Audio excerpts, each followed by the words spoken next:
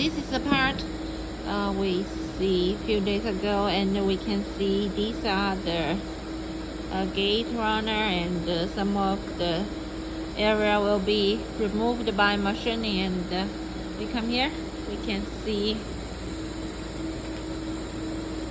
this is how it looked like after machining.